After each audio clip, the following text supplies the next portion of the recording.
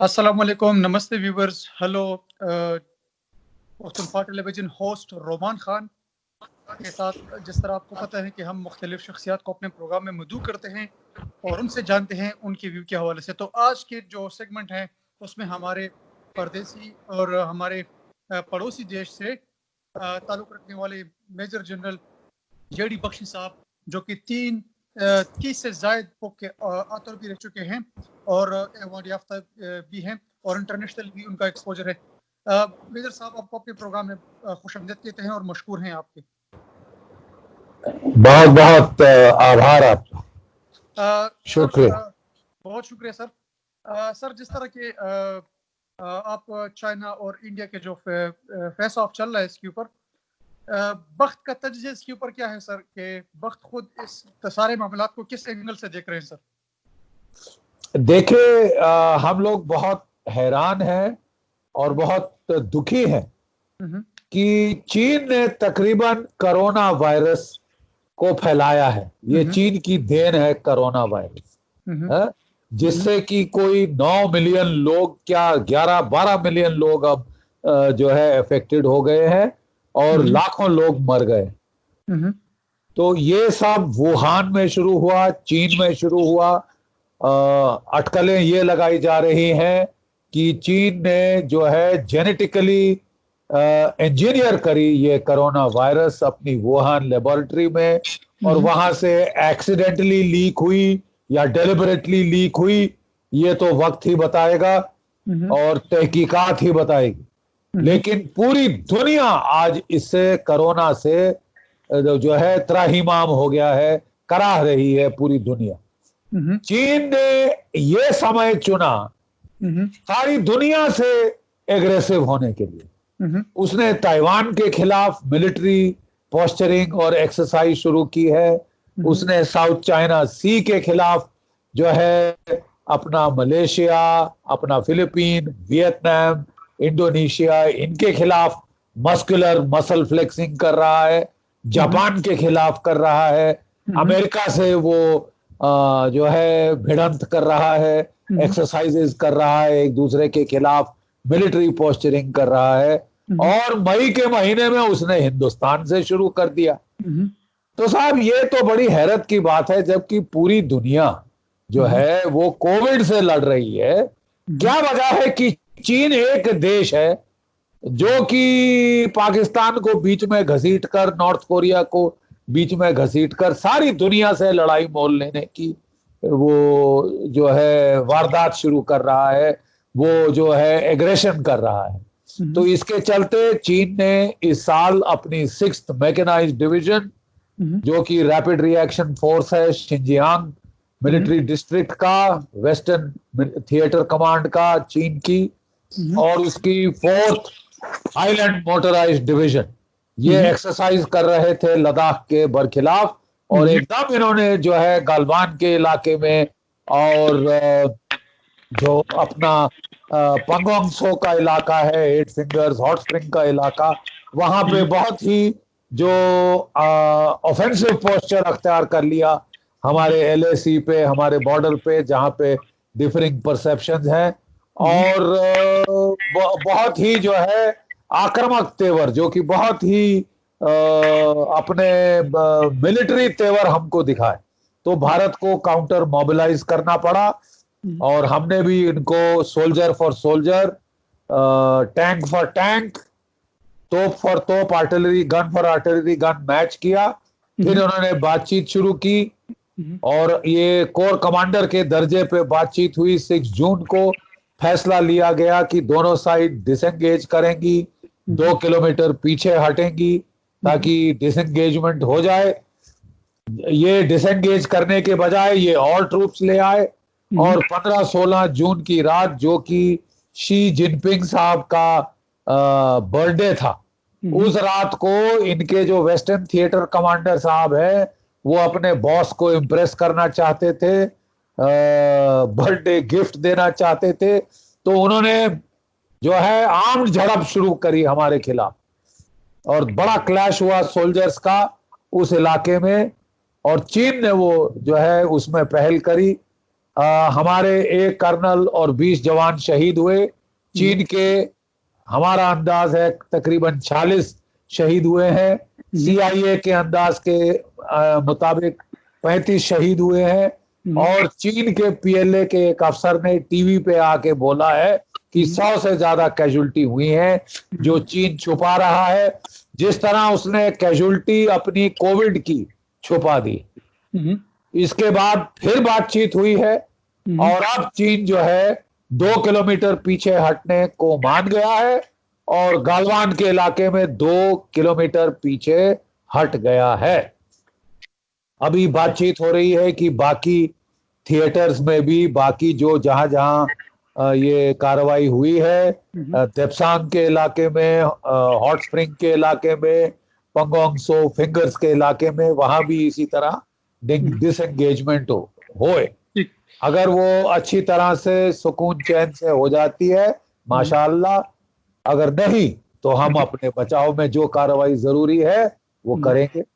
बिल्कुल सर, आप खुद एक स्ट्रेटेजिक स्टडी के माहिर रह चुके हैं, PhD की हैं आपने। सर स्ट्रेटेजिकली आप इस चीज को किस तरह एनालिसिस करते हैं कि आज तक 61 के बाद हमारे सुनने को और देखने को ये मिला कि 61 के बाद ये बहुत एक तवील अरसे बाद ये एक झड़प जो है ना 16 तारीख को या 15 तारीख को उन्होंने प्लान की। इसके पस मंजर क्या है? मतलब है कि आपने तो बता दें कि ये इसको बर्ड देने के लिए, तो मेरा नहीं ख्याल कि किसी सदर को गिफ्ट देने के लिए या विश करने के लिए इतने एक भारत जो है ना एक खुद भी एक न्यूक्लियर पावर भी है। और साथ अगर हम देख ले 70 के करीब, 70 से बढ़कर के 70 अरब डॉलर के करीब इनका अपना दिफाई खुद बजट है। तो इस तरह खेल खेलना बात के साथ और फिर उनका 20 जवान की कैजुअल्टी करना और अपनी भी 40 से 45 जवानों की कैजुअल्टी करना, तो सर इसको आप स्ट्रेटेजिक स्टडी के अंदर एकेडमिक लेवल के ऊपर क्या देखते हैं कि इसका पस मंजर क्या था? क्यों आखिर ये छेड़छाड़ 61 के बाद, 62 के बाद आखिर इस मुकाम तक पहुंचा कि बिल्कुल अभी फेस ऑफ चल गया है और गिलवान और आगे भी उनका जो जिस तरह बता रहे हैं कि अभी 2 किलोमीटर पीछे गए, तो सर ये सिर्फ इसलिए आए थे कि कल आपकी भी कैजुअल्टीज करें, अपने भी कैजुअल्टीज करो, फिर बाद में 2 किलोमीटर बता दे कि हम 2 किलोमीटर पीछे जा रहे हैं। इसके ऊपर आपकी एकेडमिक एनालिसिस क्या है सर? देखिए, जो इस वक्त चीन की फौज है, PLA है, वो ऐसी एक्टिंग कर रही है जैसे कि वो दुनिया का सबसे बड़ा लैंड ग्रैब माफिया हो। चाहे भारत के खिलाफ, चाहे साउथ चाइना सी में वो अपने क्लेम्स आगे करे जा रहे हैं। सॉरी, 2 कदम आगे लेते हैं, फिर 1 कदम पीछे जाते हैं, 1 कदम हड़प लेते हैं, धीरे धीरे सलामी स्लाइसिंग कर रहे हैं और जो टेरिटरी जिस पे वो अपना कब्जा जतलाना चाहते हैं उसको बगैर लड़े हासिल करने की कोशिश कर रहे हैं। और अब तो वो लड़ाई के दर्जे की तरफ भी बढ़ रहे हैं। ये पहली बार लड़ाई का दर्जा ये आया है। 62 आखिरी झड़प नहीं थी। मैं आपको याद दिलाना चाहता हूं कि 1967 में नाथुला के दर्रे पे एक बड़ा भारी क्लैश हुआ था हमारी फौजों के बीच में।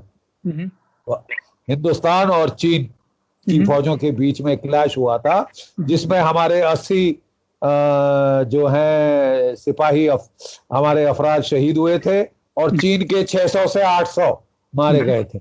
उसके बाद 53 साल शांति रही, सुकून रहा, अमन रहा, चैन रहा। कितने सारे हमारे पीस एंड ट्रैंक्विलिटी अकॉर्ड हुए और पाकिस्तान के बॉर्डर पे तो रोज फायरिंग चलती रहती है, लेकिन सुकून, अमन, चैन पिछले 53 वर्षों तक कायम रहा था हिंदुस्तान और चीन के बीच में, हमारे नॉर्दर्न बॉर्डर पे। ये चीन ने तोड़ा है इस साल। क्यों तोड़ा है अब वो खुदा ही जाने और चीन को पता है, लेकिन हमारा अंदाज ये है कि चीन ने समझा कि कोविड की मार के चलते हिंदुस्तान कमजोर पड़ गया है, अमेरिका कमजोर पड़ गया है, यूरोप में भी खलबली मची हुई है, दुनिया भर में खलबली मची हुई है और ये वक्त चीन के लिए जो है काफी जो उसको क्या बोलेंगे, चीन के लिए बहुत ही अनुकूल है कि वो इस तरह की छेड़खानी कर सके, अपने जो मसाइल वो सॉल्व करना चाहता है अपनी टर्म्स पे उसको करे।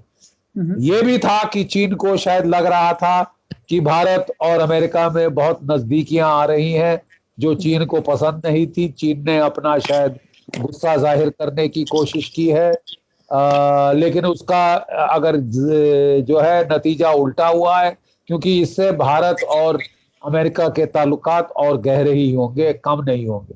ठीक है साहब।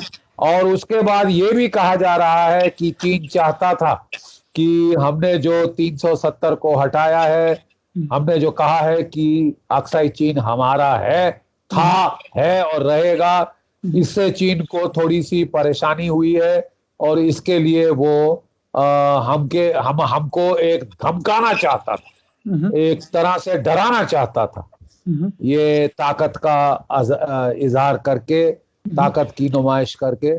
तो उसको ताकत का जवाब ताकत से मिला है, उसे 2 किलोमीटर पीछे जाने पे मजबूर होना पड़ा है। और उम्मीद तो है कि ये चीज सुलझ जाएगी, अमन सुकून चैन वापस आ जाएगा। लेकिन अगर नहीं आता तो हम अगली कार्रवाई के लिए तैयार हैं। जी बिल्कुल, एक स्ट्रेटेजिक डेप्थ के हवाले से आपने जबरदस्त किस्म की पॉइंट ऑफ व्यू पेश की। सर आगे जाना चाहते हैं नेक्स्ट क्वेश्चन की तरफ।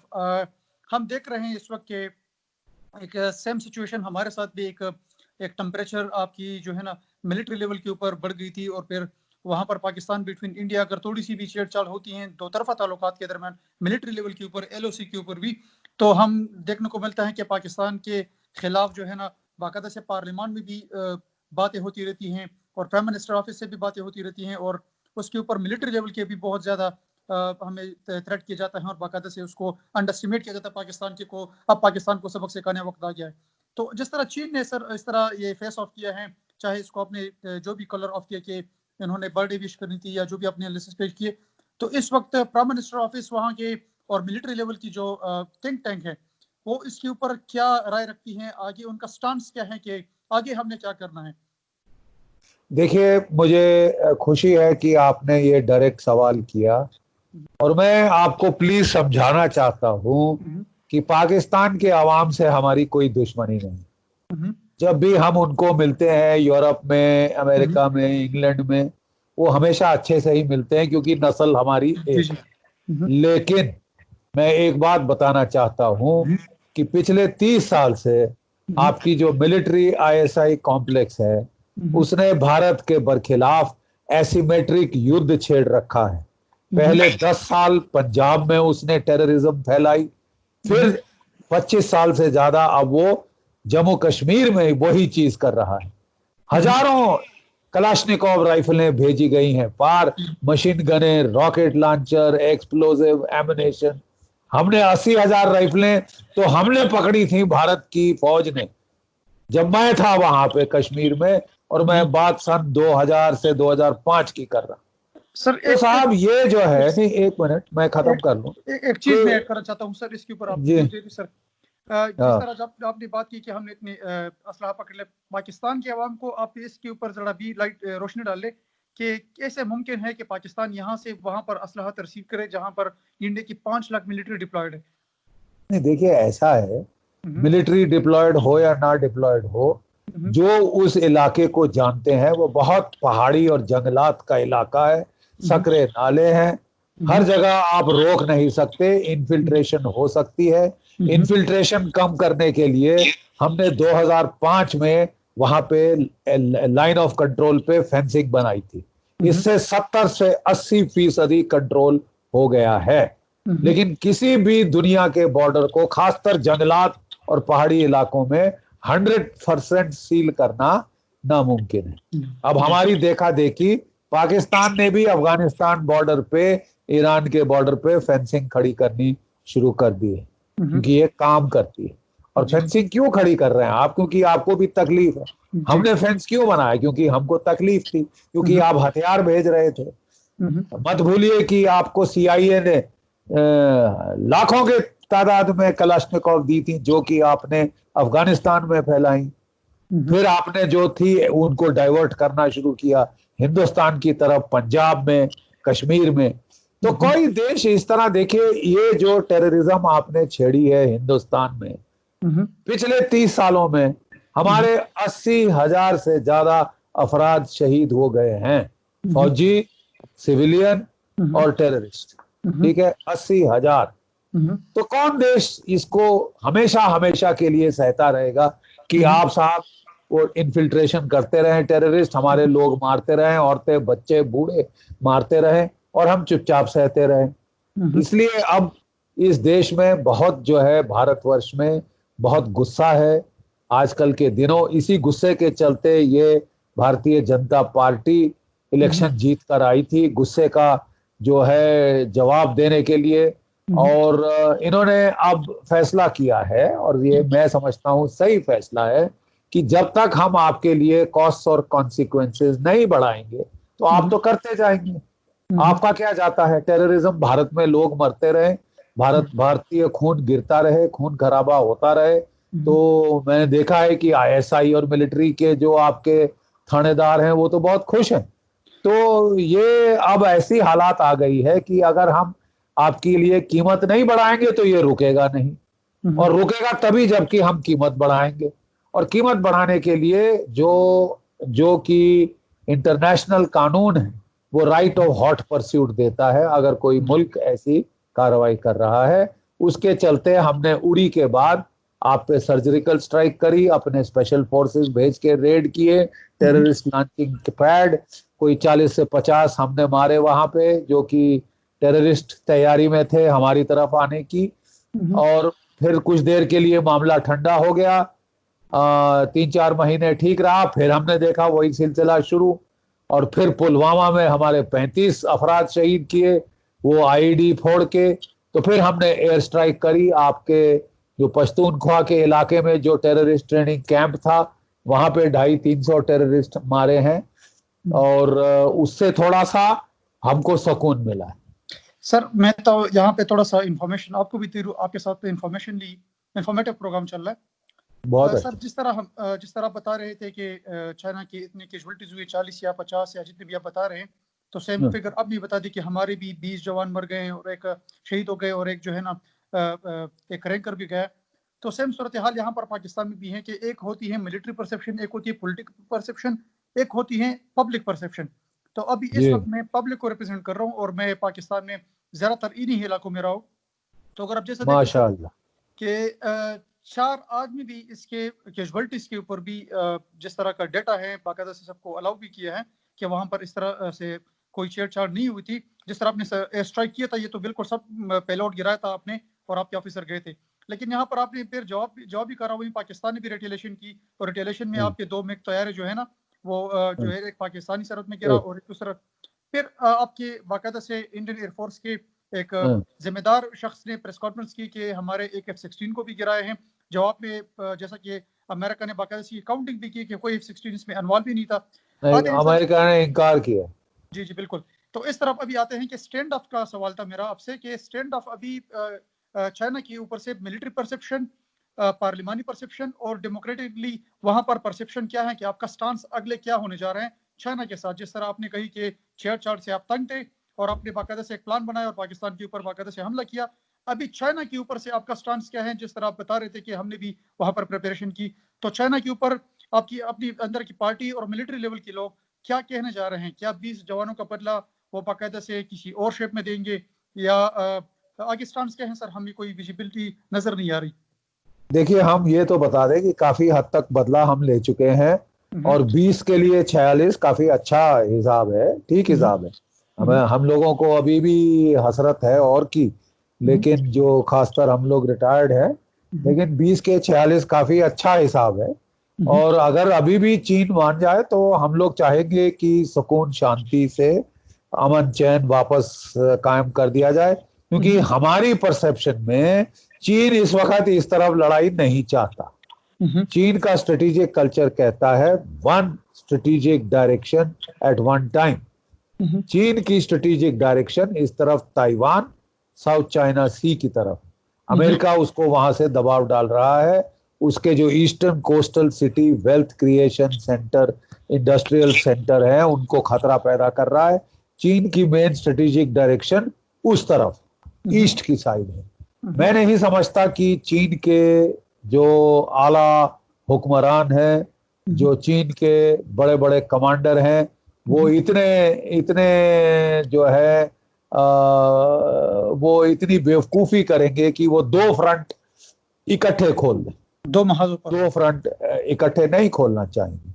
तो मैं समझता हूं चीन भी अमन चैन चाहता है, वो थोड़ा हमको डराना धमकाना चाहता था। अब उसने देखा कि डरने धमके के बजाय भारत तो वापस रिएक्शन दे रहा है। तो अगर उनको अब फैसला करना है कि क्या वो लड़ना चाहते हैं, अगर लड़ना चाहते हैं तो हम तैयार हैं। क्या वो अमन चाहते हैं? अमन चाहते हैं तो हमको खुशी है। कौन अमन नहीं चाहता? हम भी अपनी इकोनॉमिक डेवलपमेंट करना चाहते हैं, वो भी करना चाहते हैं, वो भी करें हम भी करें, हमको कोई एतराज नहीं। लेकिन अगर चीन जबरन हम पे लड़ाई थोपेगा तो we will give it back. ये बिल्कुल क्लियर होना चाहिए, we will give it back. और हिंदुस्तान को कोई ये मत समझे कि ये 1962 का हिंदुस्तान है। हमारी फौजी ताकत, हमारी इकोनॉमिक ताकत काफी इंशाल्लाह बहुत बढ़ चुकी है और बढ़ेगी। सर एनालिसिस आपकी बहुत जबरदस्त किस्म की स्ट्रेटेजिक जवाब दे रहे हैं। यहाँ पर एक और चीज ऐड करना चाहता हूँ सर। मैं HS पन को फॉलो भी कर रहा हूँ और उसके कुछ आर्टिकल्स भी मैंने देखे हैं और बाकायदा से उसकी लेटेस्ट आर्टिकल जो थी वो बाकायदा से ये बता रहे हैं कि मोदी सरकार और बाकायदा से मिलिट्री लेवल के लोगों को उन्होंने टारगेट बनाया है कि इनके हाथ 20 जवानों के खून से रंग है और अभी वो वहां पर सिर्फ और सिर्फ जवाब में ऐप को रिमूव करवा रहे हैं, ऐप को जो है ना बैन करवा रहे हैं। इस वक्त सर आप बिजनेस मॉड्यूल के ऊपर भी तो अपना एनालिसिस कर ले कि मोदी को इंडिया के अपने बिजनेसमैन ने भी प्रेशराइज किया है कि यहाँ पर उनकी इन्वेस्टमेंट है या उनकी इन्वेस्टमेंट चाइनीज स्टॉक एक्सचेंज में भी पड़ा है, तो वो बाकायदा से इस मामले को बाकायदा से दबाना चाहते हैं कि दो तरफा इकोनॉमिक बैन ना हो, क्योंकि उसको इंडिया से भी बहुत ज्यादा मसला पड़ सकता है। और फिर चाइना तो ऑलरेडी इकोनॉमिक बाकायदा से उसकी जो रेंज है वो मुसलसल बढ़ती रही। आप भी इसके ऊपर जो है ना काफी एनालिसिस कर चुके हैं, तो इसके ऊपर क्या बिजनेस मॉड्यूल क्या है कि ये जंग इकोनॉमिक है या ये जंग जो है ना बाकायदा रेगुलर आर्मी की तरफ जाएगी जिस तरह आप बता रहे थे? तो क्या प्राइम मिनिस्टर ऑफिस के ऊपर बिजनेस जो प्लानर्स हैं उन्होंने भी प्रेशर डाला है? नहीं, मेरे ख्याल हालात तो उसके उलट है। पूरे हिंदुस्तान में बहुत गुस्सा है, बहुत गुस्सा है कि हमारे जवानों को धोखे से मारा गया। हमारे कर्नल संतोष बाबू बातचीत के लिए गया था, उसको बातचीत के लिए उन्होंने कहा कि अपने जवानों को वहीं रोक दीजिए, आप आइए बातचीत के लिए। और जहां वो बातचीत करने गया तो उन्होंने उसके ऊपर कातिलाना हमला किया। तो ये भारतवर्ष में बहुत गुस्सा है। इसके चलते भारत के लोगों ने फैसला लिया है कि हम कोई भी चीन की निर्यात की हुई चीज नहीं खरीदेंगे और कोई सरकार भारत के लोगों को मजबूर नहीं कर सकती कि वो चीनी सामान खरीदे। 59 एप्स हमने बैन कर दी। इसको बोलते हैं whole of the government approach. ठीक है साहब, कि हम अगर चीन हमको बेवजह तंग करता है, बिना वजह वो हमारे ऊपर दबाव डालता है, तो हम होल ऑफ द गवर्नमेंट का अप्रोच, मतलब डिप्लोमेटिक, इकोनॉमिक, मिलिट्री, जो नेशनल पावर के एलिमेंट्स हैं, वो सब चाइना के खिलाफ जहां तक जरूरी है इस्तेमाल करेंगे। और चीन को इसके लिए तैयार रहना चाहिए। वो ये हमारे 20 जवान मार के हमारे साथ मुनाफा नहीं कर सकता कि वो ट्रेड में मुनाफा करेगा और 20 जवान भी मारे, और 60 अरब डॉलर का मुनाफा अभी चीन को हो रहा।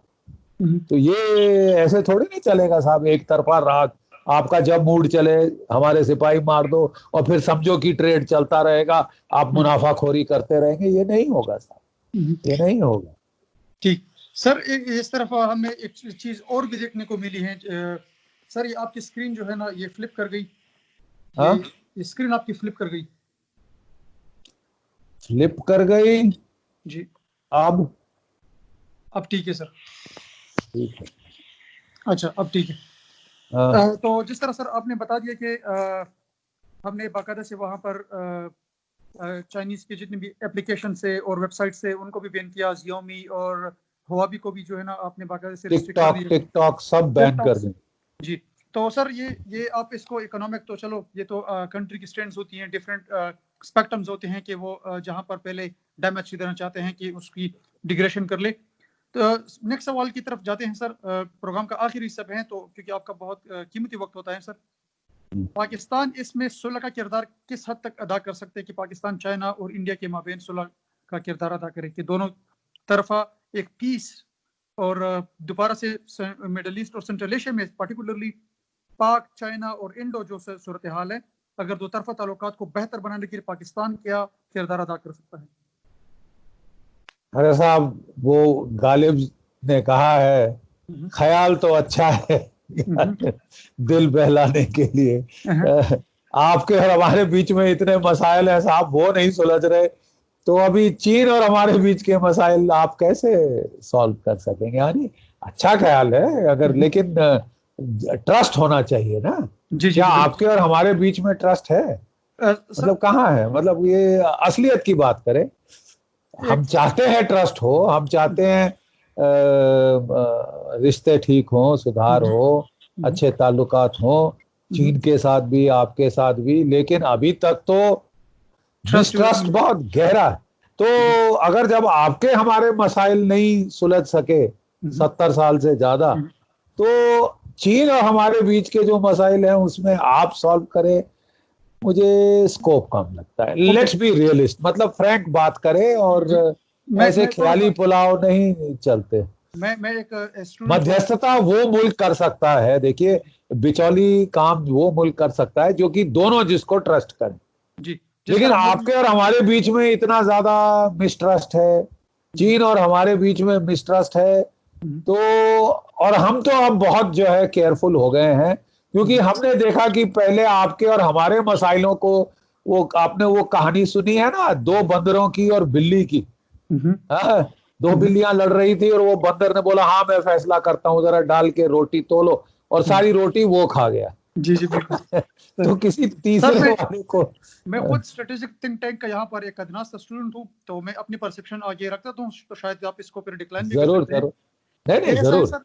ऐसा है सर कि जिस तरह मैंने आपको बता दिया कि 16 का, तो जिस तरह आपने बता दिया, एक जबरदस्त किस्म का पॉइंट था कि अभी तक पाकिस्तान और हिंदुस्तान के आपस के मामले सुलझे नहीं हुए, तो पाकिस्तान कहाँ से चाइना को जो है ना, और हिंदुस्तान दोनों तरफ, तीनों तरफ इसमें ट्राइंगल ट्रस्ट पहले ट्रस्ट कैपेसिटी बिल्ड होनी चाहिए सर। इसी तरह हमारा अमेरिका के साथ भी जो था, जो ट्रस्ट इतना वीक था कि फाइनली वो 20 साल जंग को जो है ना, फाइनली यहाँ पर उनको ये इस फुल स्टॉप के ऊपर लेके आए कि कतर में पाकिस्तान ही ने दो तरफा ताल्लुकात को और दो तरफा पीस ट्रीटी को पाकिस्तान ही ने इसको सुलझा, क्योंकि वहाँ के लोगों ने भी पाकिस्तान को चूज किया, और अमेरिका जो है ना वैसे भी ट्रस्ट नहीं कर रहा था, तो उन्होंने भी पाकिस्तान को चूज करके इस मसले को स्टॉप करने का नाम ले लिया। तो मेरा परसेप्शन ये नहीं था कि पाकिस्तान हल करे, मेरा परसेप्शन ये था कि जहां तक पॉसिबिलिटीज हैं तो पॉसिबिलिटी शुरू करे।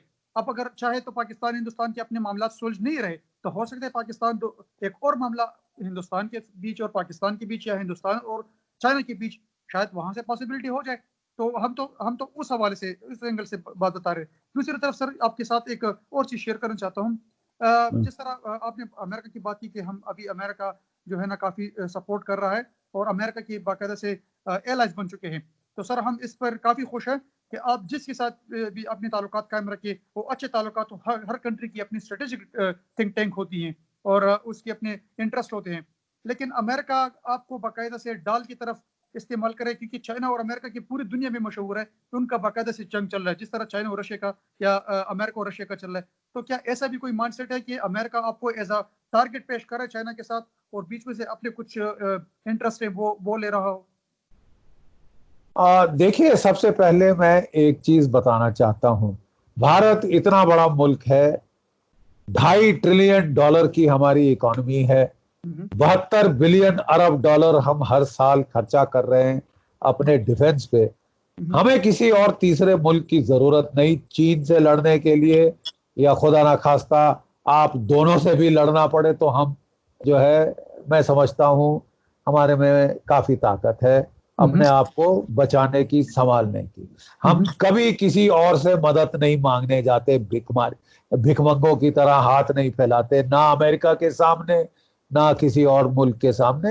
हाँ, हमारे पास पैसा है, हमको जो हथियार खरीदने हैं, अगर हम खरीदना कुछ तो अपने देश में बना रहे हैं मुल्क में, और जो खरीदने हम उसके ठोस डॉलर देते हैं, वो ऐसी कोई बात नहीं, ठीक है। हम कोई किसी से एड नहीं ले रहे, और ना हमें एड चाहिए, ना चीन से लड़ने के लिए, ना खुदा ना खास्ता किसी और मुल्क से लड़ने के लिए। हम आपको अपने आप को संभाल सकते हैं। हम किसी और मुल्क को जबरन ये भी नहीं हमको धक्का देने की कोशिश करेंगे कि हम उनसे लड़े और हंसे कोई और। जी ठीक है, कि हम आपस में लड़ें और वहां खिल्ली हमारी कोई और उड़ाए और फायदा इसका कोई और उड़ाए और दोनों को हथियार बेचकर ये भी हम नहीं होने देंगे। हम इतनी हमको सूझबूझ है। हाँ, नेशंस के जब नेशनल इंटरेस्ट मैच करते हैं तो वो एक दूसरे के साथ अच्छा इजहार करते हैं। जब नेशनल इंटरेस्ट क्लैश होते हैं तो फिर वो एक दूसरे के खिलाफ दुश्मनी दर्शाते हैं। अभी अमेरिका के नेशनल इंटरेस्ट हमारे साथ कोइंसाइड हो रहे हैं। अमेरिका भी बहुत परेशान है कोविड-19 से। मैक्सिमम नुकसान अमेरिका का हुआ है और ये सारे लोग आए थे चीन से। 25 फ्लाइट जाती हैं न्यूयॉर्क को हर दिन वुहान से। उन्होंने अपने देश में सारा हरकत बंद कर दी, यहाँ भेजते रहे। तो अमेरिका को बहुत नुकसान हुआ है कोविड से। हिंदुस्तान को बहुत नुकसान हुआ है पूरी दुनिया कोविड से। पूरे दुनिया में जो है त्राही त्राही मची हुई है कोविड करके। तो इसके चलते ये जायज है कि भारत के और अमेरिका के इंटरेस्ट, हिंदुस्तान और जापान के इंटरेस्ट, हिंदुस्तान और वियतनाम के इंटरेस्ट ये कोइंसाइड होंगे। क्योंकि चीन हमको लगता है चीन आपको बेवजह उकसा रहा है हमसे लड़ने के लिए, बेवजह उकसा रहा है। वो वहां पे उसने वो चाइना पाकिस्तान इकोनॉमिक कॉरिडोर क्या बनाई, आपको तो पूरा जो है ब्याज के बोझ तले आपकी कमर तोड़ रहा है, आपकी इकोनॉमी की। आपका वो जो है ग्वादर पोर्ट वो हथिया लेगा, जैसे उसने श्रीलंका का हम्बनतोता पोर्ट हथियाया था।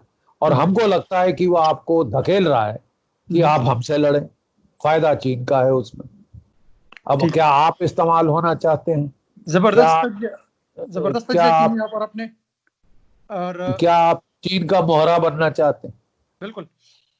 यहाँ पर आखिरी सवाल लटकाना चाहता हूँ, क्योंकि आपके साथ ये पहला सेशन था पाकिस्तान की तरफ से, रोमान खान की तरफ से पहला सेशन था, क्योंकि हमारी स्ट्रेटेजिक स्टैंड के ऊपर इंडिया के बाकी जितने भी मिलिट्री लेवल के लोग हैं उनके साथ भी सेशन होते रहते हैं। अभी सर लास्ट सवाल व्यू की तरफ आते हैं और ऐसे जोन में आते हैं कि आपकी उसकी अपनी परसेप्शन और मिलिट्री परसेप्शन दोनों लेना चाहता हूँ सर, और प्लस डेमोक्रेसी भी। दो तरफा ताल्लुकात, आपने भी असलहा की बात की, हमारे यहाँ भी असलहे बनाए जा रहे हैं, दिए भी जा रहे हैं, कर्ज भी लिए जा रहे हैं, वापस भी दिए जा रहे हैं। जो कुछ आपके मुल्क में हो रहा है हमें भी पता है, हमारे मुल्क में जो कुछ हो रहा है हमें भी पता है। दो पड़ोसियों के बीच, दो नेबरहुड कंट्रीज के बीच अमन के ताल्लुकात हो, अच्छे ताल्लुकात हो, बेहतर ताल्लुकात हो, तिजारती ताल्लुकात हो, ये तो सबकी ख्वाहिश है। सर क्या आप इस मुद्दे को सामने रखते हुए आपके ज़हन में ऐसा कोई मॉड्यूल है कि पाकिस्तान और हिंदुस्तान फ्यूचर में एक अच्छे दोस्त बन सकते हैं? अभी तक तो चलो जो हुआ वो हो गया, ब्लडशेड, आपने भी 80,000 का जिक्र किया, हमारे भी दहशतगर्दी में करीब 80,000 के लोग जो है ना इस दुनिया से कोच कर गए हैं। तो सर दो तरफा आपकी भी ब्लडशेड वहां पे हो रही है, हमारी भी हो रही है।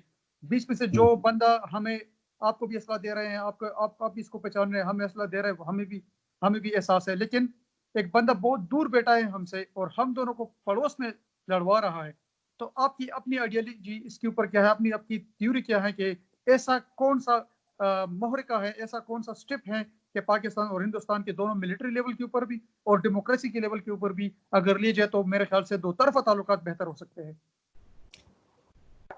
देखिए, अगर आप हमारी तारीख में झांकें तो केवल एक ही मुझे वारदात दिखाई देती है जिसमें आपके और हमारे लोग बिल्कुल इकट्ठे होके रहे, भाईचारे से रहे, बहुत अच्छी तरह से रहे। एक तो थे ब्रिटिश इंडियन आर्मी में जब हम लोग बिल्कुल इकट्ठे थे, दोस्त थे, भाईचारा था। जहाँ अंग्रेजों के राज के दौरान जो ब्रिटिश इंडियन आर्मी थी उसमें हिंदू अफसर, मुसलमान अफसर, हिंदू सिपाही, मुसलमान सिपाही, हम लोग काफी ठीक एक दूसरे के साथ रहे हैं। नंबर एक। नंबर दूसरा था आजाद हिंद फौज में। आजाद हिंद फौज जो नेताजी सुभाष चंद्र बोस ने अंग्रेजों से लड़ने के लिए खड़ी करी थी और जिसमें जापानियों ने बहुत ज्यादा इमदाद दी थी। इस फौज में हिंदुस्तान में हिंदू अफसर, मुसलमान अफसर, सिख अफसर, सिपाही, ये सब इकट्ठे होके एकजुट होके लड़े। ये अगर तारीख में देखा जाए तो ये एकमात्र ऐसा वारदात है, वाकया है जिसमें वाकई हमारे ताल्लुकात बेहतर रहे। नहीं तो अफसोस ये है कि बहुत ज्यादा खून खराबा और मिसट्रस्ट रहा है हमारे बीच के अंदर। तो अगर हम आगे जाना चाहते हैं, मैं गया था वॉरविकशायर यूनिवर्सिटी लंदन में, आपके एक पाकिस्तानी सफीर एम्बेसडर के साथ आए मिले थे। थे। हाँ, और हम लोग वहाँ मिले थे, वहाँ पे बड़ी डिस्कशन हुई थी कि कैसे रिश्ते सुधारे जाएं। तो मैंने कहा कि साहब फिलहाल तो मुझे कोई बहुत कम उम्मीद लग रही है, क्योंकि इतनी ज्यादा दोनों के बीच में कड़वाहट है कि ये थोड़ा कम हो तो कोई बात होगी। और हम लोग ये सोचे कि साहब अगर स्टेटस को पे आप चलें तो शांति और अमन चैन आ जाएगा। लेकिन अगर आप सोचे कि आप स्टेटस को बदल डालेंगे साहब, आप कश्मीर को जबरदस्ती हिंदुस्तान से छीन लेंगे, तो वो तो साहब होने वाला नहीं। हिंदुस्तान की इतनी बड़ी फौज ऐसे ही नहीं पाल रखी, वो अपना काम करेगी, चाहे चीन छीनने की कोशिश करे, चाहे आप, चाहे कोई और, चाहे दूसरा तीसरा, तो ये होगा नहीं। तो अगर हम लोग एज इज वेयर इज, अगर हम लोग सेटल करने को राजी हो जाते हैं तो अमन चैन आ सकता है। अगर भारत और पाकिस्तान ताजरात शुरू करते हैं, ट्रेड शुरू करते हैं, चीन के साथ यही बातचीत हुई थी कि साहब जो बहुत टेढ़े मसाइल हैं उनको रहने दें, हम कम से कम ट्रेड तो करें। और 30 साल हमने बड़ा अच्छा ट्रेड किया, और काफी तबके हैं चीन में और हिंदुस्तान में जो एक दूसरे के साथ तजारत कर रहे, ट्रेड कर रहे, और वो मतलब दोस्ती उनमें हो गई है थोड़ी बहुत। तो ये एक तरीका है कि आप अफगानिस्तान, हिंदुस्तान, पाकिस्तान, ये हम लोग ट्रेड से एक दूसरे को जोड़े। अब सबसे बड़ी मार्केट यहाँ पे हिंदुस्तान है, सारा ड्राई फ्रूट अफगानिस्तान का हिंदुस्तान में बेचा जाता था, वो दिल्ली में, कलकत्ता में, मुंबई में, वो काबुली वाले बेचारे आते थे, वो बेचते थे हिंदुस्तान में।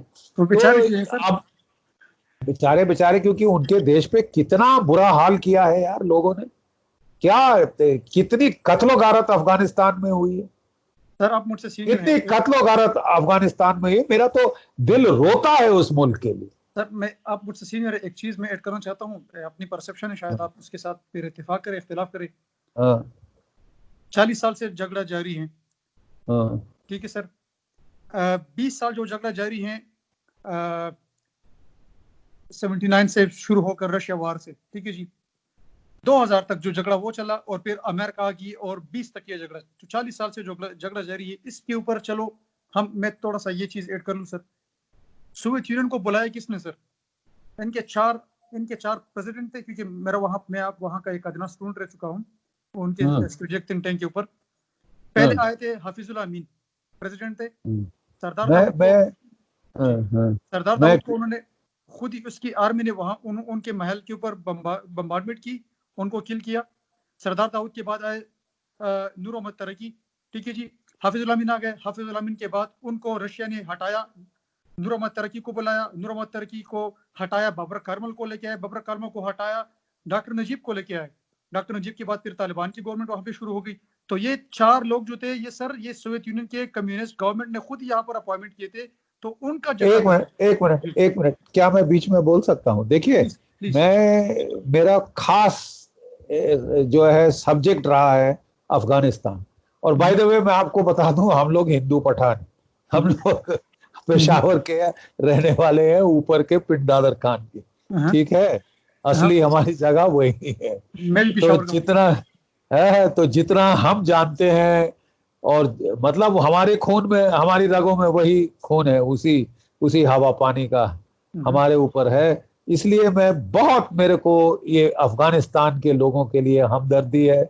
जितना बेचारों ने सफर किया है अपनी ज्योग्राफी को लेकर, वो पिस गए हैं लोगों की लड़ाई में।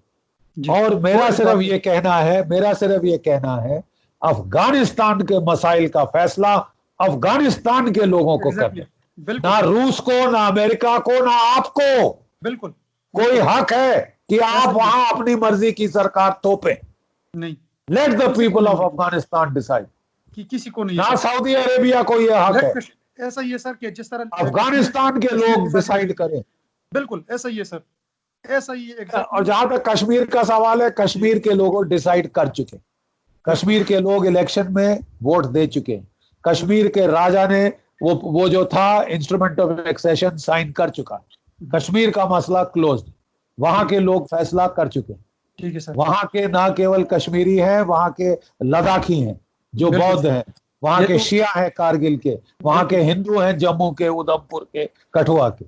हम तो ये सब लोग फैसला कर चुके। हम यही चाहते हैं कि खित्ते की जिस किसी के पास भी पार हैं और जो रीजन जिसका है वो वहां के लोग डिसाइड करें। जिस तरह आपने अफगानिस्तान का जिक्र किया, मैंने कश्मीर का, ये सब के सब, जिस तरह आप बता रहे हैं कि ताइवान जो है ना, it's belong to Taiwan people और इंडियन पीपल, ताइवान चाइना, ये सब की अपनी परसेप्शन है और सब चाहते हैं कि जहां पर जिसका कमांड हो, जहां पर जिसकी स्ट्रेंथ हो, वहां पर उन्हीं की लीडर जो है ना पार्लियामान में है और वो डिसाइड करे। तो बहुत अच्छा दीजिए सर, बहुत अच्छा प्रोग्राम रहा सर। फ्यूचर में आपको फिर बार बार मदू करेंगे और सर आपके साथ मिलकर और एक चीज मैं कहना चाहता हूँ कि जो मैंने कहा है वो कड़वा लगे शायद, लेकिन वो सच्चाई।